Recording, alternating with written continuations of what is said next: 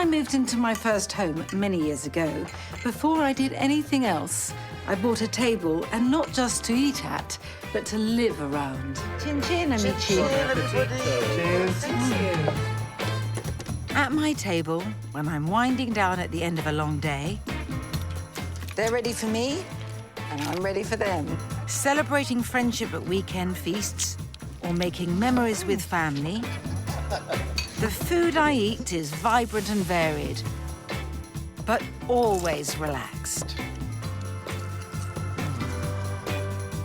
Old favorites. So far, so good.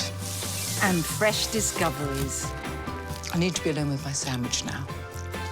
The comfort of the familiar combined with the exuberance of the new. Oh, I can hear how good this is going to be. The essential welcoming taste of home. There is no elegant way to eat them, and that's in their favour.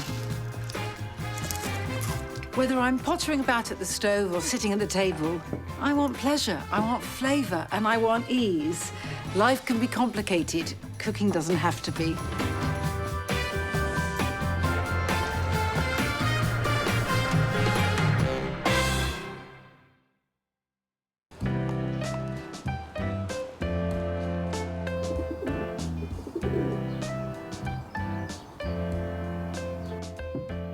I make French toast so often. I make cinnamon French toast, I make orange French toast, I make French toast with plums, but up till recently, all my variations on a theme have been sweet, and I really felt the need for a savoury version. And my Parmesan French toast is so comforting when I get back late at night, having unaccountably missed my dinner, but it really makes the perfect weekend breakfast.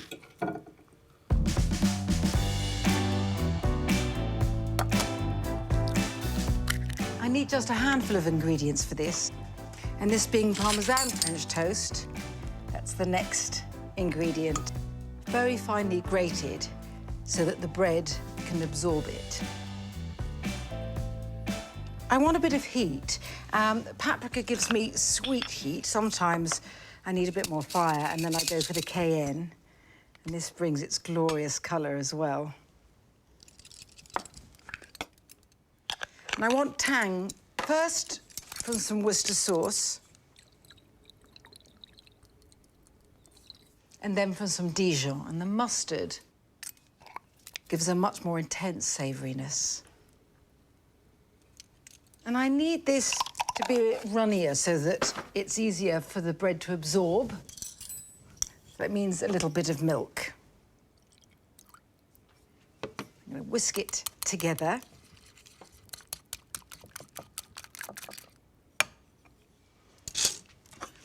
I like to use sourdough bread for this, or anything that's got a bit of bite to it. But if you're using normal bread, then I'd advise you to let it stale just a little. And then these slices need to bathe in this sunny mixture just until they're soaked through and soft, but not falling to pieces. These are ready to be turned now, and they can drink up the rest of the eggy mixture in the dish. Just want to spoon over the last little bit of this glorious golden mixture. Am I ready to get frying? I want butter. I certainly want butter, but I want a bit of oil as well, just to stop it burning.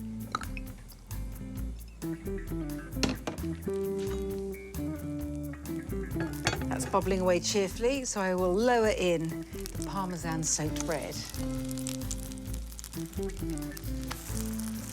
I favour a pair of implements when cooking.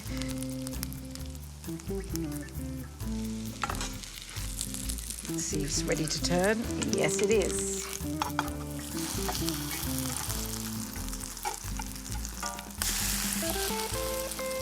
And while they cook on this side, I'm going to get my plate. Not that I'm impatient or anything.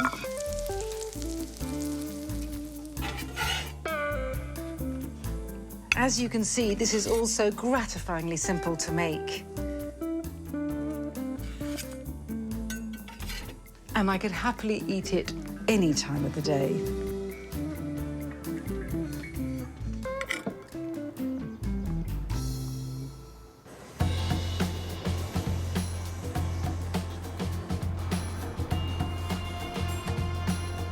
I'm always happy to eat my way to inspiration.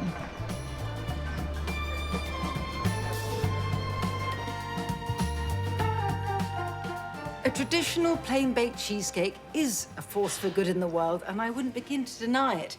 In fact, I can feel the weight of disapproval of several generations of Eastern European antecedents over the fact I have been making a cheesecake that is not baked, just left to set in the fridge, and moreover, it's got white chocolate in it, but I am neither repentant nor defensive, and why should I be when my white chocolate cheesecake is just that good? Instead of a regular digestive base, for this cheesecake, I used ginger nuts, and I put 175 grams of them in a sturdy freezer bag, seal, and bash them into crumbs with a rolling pin. Very satisfactory. I tip these into a bowl, pour over 50 grams of melted unsalted butter, and simply mix together with a fork. This damp, sandy mixture goes into a 20-centimetre springform tin. I press down on it to form the base, pushing up the sides a little. This now just needs to go into the fridge to firm up a bit.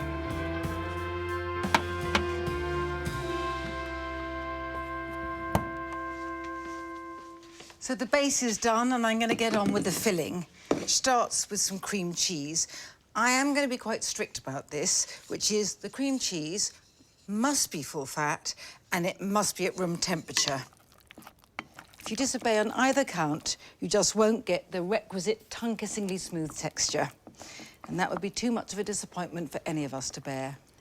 Now, I've got 200 grams of white chocolate that I've melted, and I just let it stand a bit so that it's cooler, but you can see it's still liquid. And this is white chocolate made for cooking with because it melts more easily. You can see it's flecked with vanilla.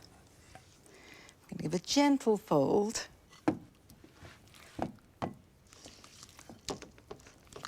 It is an unorthodox way of making a cheesecake, I do admit. But I really think it's one of the best cheesecakes I've ever eaten. And all white chocolate haters are equally smitten. It really is as easy as 1, 2, 3, with 1 being the cream cheese, 2 being the white chocolate, and 3 being double cream. 300 mils of it, lightly whipped. I want it thickened, but not holding its shape.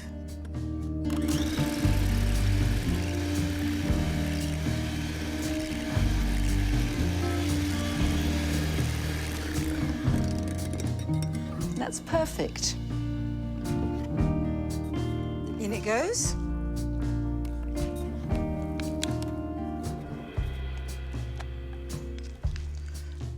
And a gentle fold yet again. Nothing very strenuous here. Now, I could stop there, but I won't. There's vanilla in the white chocolate as it is, but it's been blanketed somewhat by the double cream, so I'm going to add a little more, just a teaspoon. And although there is already a bit of tang from the cream cheese, I really think you need sharpness in a cheesecake. So I've got lemon juice, again, just a teaspoon.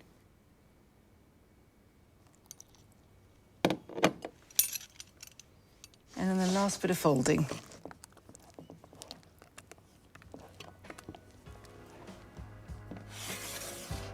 And the gingery base is ready. I'm going to softly dollop the white chocolate cheesecake filling on top.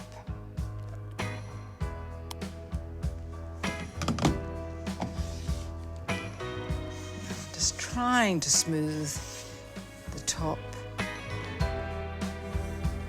And that's about as smooth as someone as clumsy and as impatient as me is going to get it. So this needs to set in the fridge. Now, I do love this plain and unadorned, but it is utterly gorgeous, sprinkled with tender green nibbed or else chopped pistachios.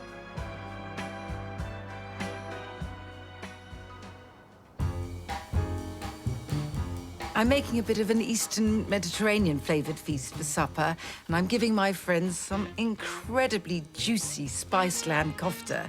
And alongside, there's warmed flatbread, an eye-poppingly intense garlic sauce, some tomatoes I'm just going to chop roughly with a bit of parsley, and a luminescent magenta tangle of quick pickled onions.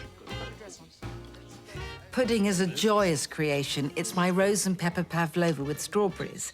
And it does sound quite exotic, but actually the influence for it comes slightly closer to home.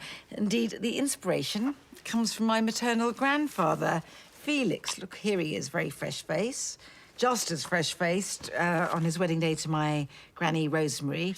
Now, he always ate his strawberries with a grinding of black pepper, or so my mother always said. It was something of family folklore, because I was only 7 when he died. But I was inspired by that. But I prefer to add it to the pavlova base and pairing its perfumed warmth just with a little rose water, and it gives that marshmallow-bellied meringue the huskiest hint of Turkish delight. I make my pavlova base the night before. First, I whisk 6 large egg whites until they form firm peaks. Then I very gradually add 375 grams of caster sugar. The key to getting a really thick, glossy meringue is to keep the whisk fast, but add the sugar really slowly.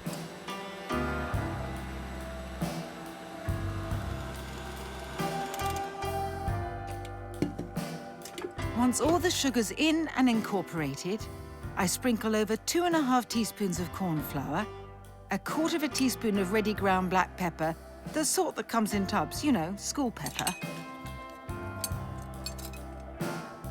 Then I add 2 teaspoons of white wine vinegar. Finally, and fragrantly, 1/2 teaspoon of rose water. And I gently fold in everything by hand. I draw a circle of roughly 22 centimetres onto a sheet of baking parchment. This is just to guide me as I dollop out the meringue.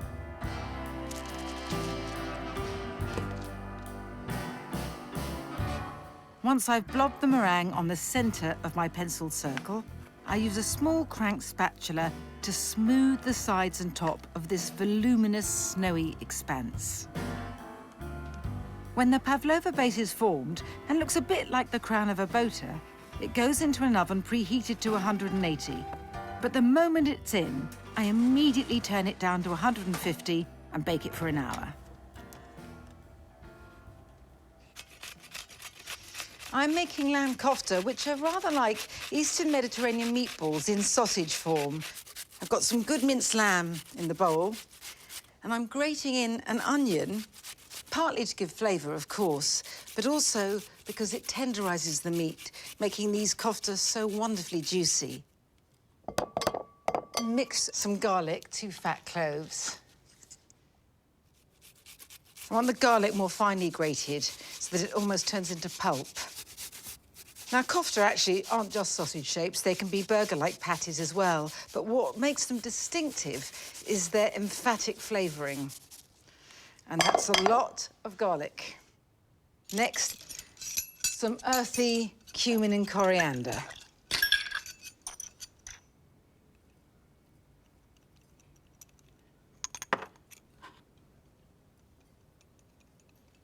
I want the headiness of ground allspice.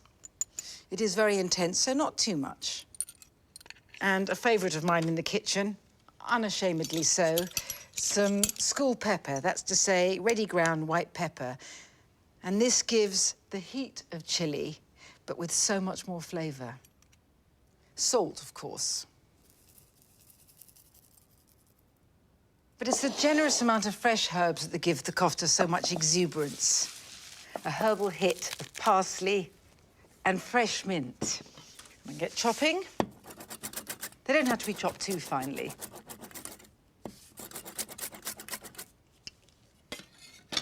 In these go. Beautiful heaping handful. And I'm going to get stuck in.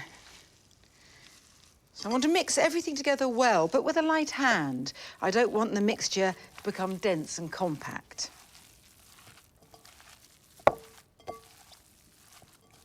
Ah, I should have thought about doing this before I got my hands into the kofta mixture, but I want a dish to put them in. Okay, and now rollin', rollin', rollin'. This is how I make them. I just pinch out a bit, a decent bit, give it a squelch in my hands briefly, and then roll to a sausage shape. Then roll again at the ends to taper them. So I've got a little zeppelin. And then when it goes in the dish, I just want to flatten it a bit because it'll make it easier to cook. Traditionally, kofta are formed into sausages around a skewer and then cooked over flames. But I so rarely used my barbecue, I just cooked these in a frying pan instead. These need to sit in the fridge to firm up for a short bit. And then while they're there, I can decofta my hands and get on with my garlic sauce. I say sauce, but all that's involved is a little grating and stirring. To a bowl of Greek yogurt, I add a generous sprinkling of sea salt flakes. Then I mince in a lot of garlic. This sauce is heady stuff.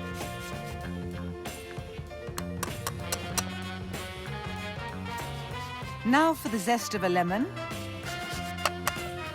followed by its juice. Finally, some beautifully pungent dried mint, and just stir to combine.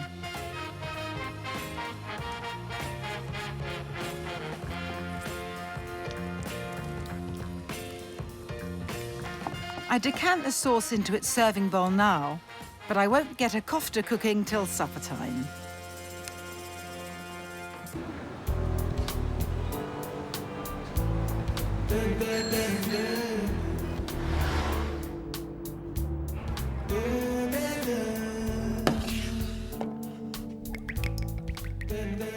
All I do is fry these zeppelin-shaped patties in olive oil over highish heat. I give them 5 minutes or so aside.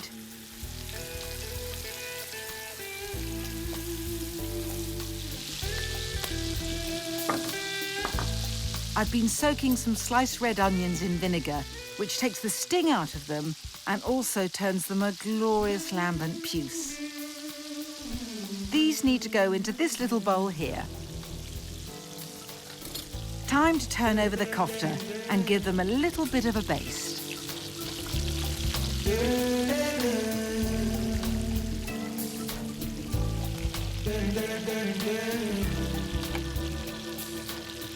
I've already got some warm flatbreads out on the table, along with my sauce, some roughly chopped tomatoes with parsley, and some shredded iceberg. Now the kofta and I can join them. Hello. Okay, kofta, onions. This is so strong, this garlic sauce. Never too much garlic. I think so. I don't know, this is... I feel I'm not that dictatorial. I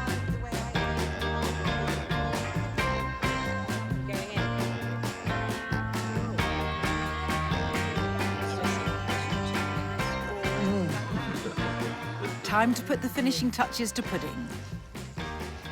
My pad base is completely cold now, which is just as well, because it's time to get on with the strawberry topping. Now, I've cut these strawberries into 3 from top to bottom, so you can still see their rather beautiful shape. There's 300 grams there. And although I often make a passion fruit pavlova, and it's one of my favourites, and I love the crunchiness of the seeds then, for this pav, I'm just using the juice. It not only heightens the flavour of the strawberries, much as using balsamic vinegar does, but it also brings that sour, sweet fragrance of its own. And last bit of ritual disemboweling coming up.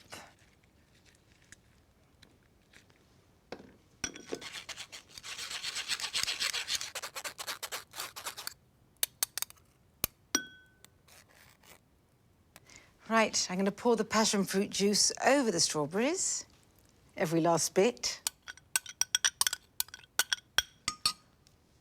Just 2 teaspoons of caster sugar.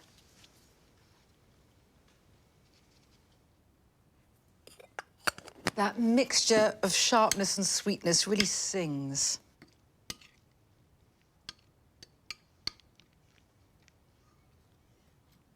Right, I'm going to leave these to macerate while I whip the cream.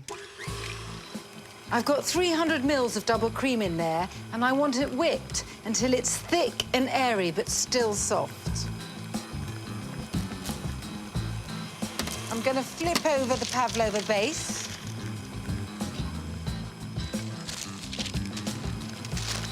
Et voila. Because, as ever, it's this wonderful, tender, marshmallowy side that I want hitting the cream when it goes on.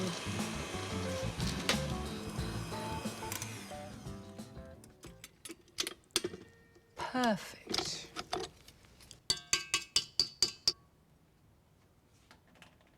So I want a swirling mound, and don't ever worry about some cracks and splinters in the pav base.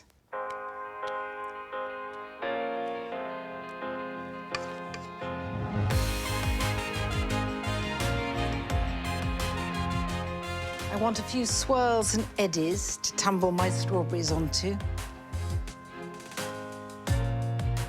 And here are the strawberries now. You can see what the passion fruit juice has done. They're slick scarlet and glossy. Spoon these over.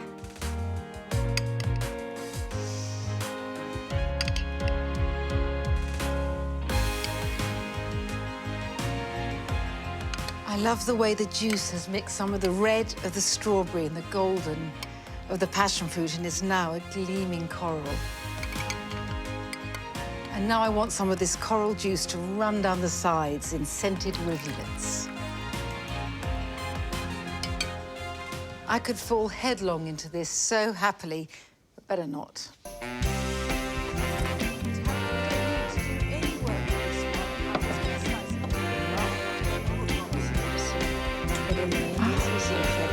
It's basically really good toast as well. And it's really delicious.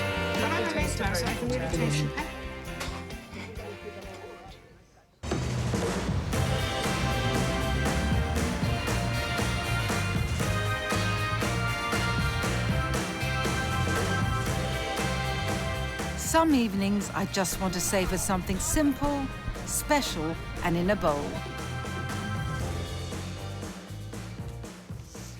Right, I'm gloving up to make my golden egg curry. It gets its goldenness from this turmeric. And although I want its beautiful hue in the food, I really could do without it staining everything in the kitchen, including me, forever. I use a teaspoon to peel it, like I do for ginger. It's the easiest way to go. It's very thin-skinned. Who isn't? Just comes off very easily. The cling film on the board is another one of my precautions. Seems a bit of a faff, I know, but it's so worth it, because fresh turmeric adds such depth.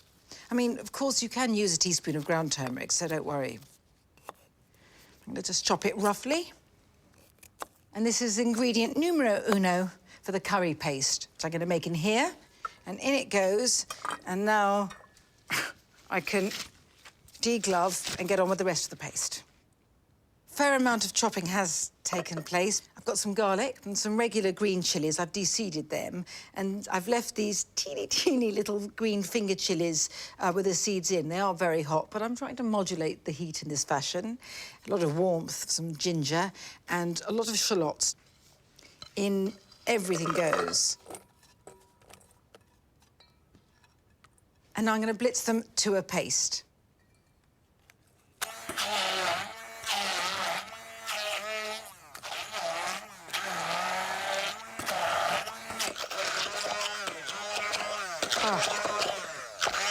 Oh, it's both fierce and fragrant.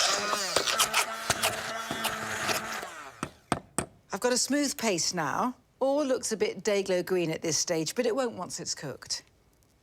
To do that, I'm going to heat some vegetable oil in this wok. And I'll get my spoon that I've already ruined with turmeric. And I have to say, ground turmeric does exactly the same.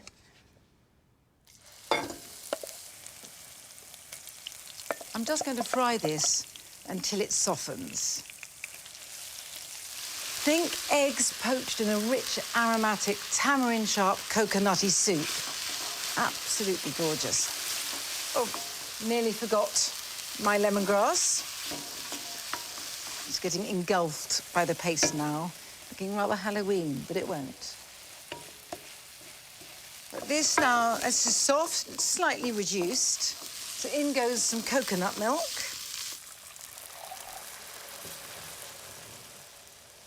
And some tamarind, and the sharpness is so crucial here.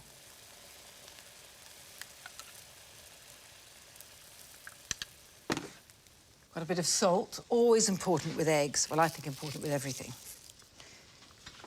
Just a bit of water from this recently boiled kettle.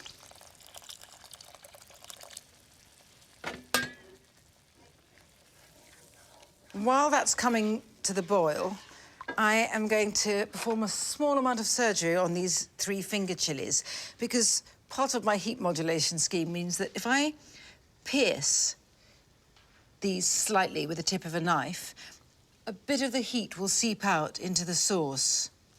If you want it milder, don't pierce them. If you want it much milder, don't add them. And however hot you think you like your food, don't eat them. The currency of recipes is such a valuable one to me, and I was given this recipe by a Malaysian friend. I'm going to hope my Malaysian is OK here, because I think it's called masak lemak telur. Now, this is lusciously thick and still bubbling. So, in goes the egg. So you can hear the curry sauce is impatient for it. On goes the lid. I have to say, I often make a huge batch of this sauce in advance and freeze it or put it in the fridge in portions, so I can have the golden egg curry at a moment's notice. Yes, that is just how I like the egg. So the white's cooked, but the yolk looks like it's going to be fabulously runny.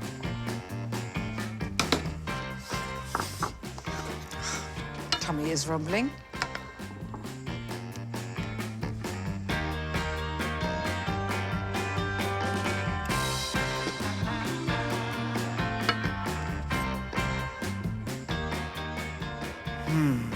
I might give it a little bit of chilli. Try not to bite on it. And I've got some flatbreads left over, just right for dippage as well. Right, I'm going in.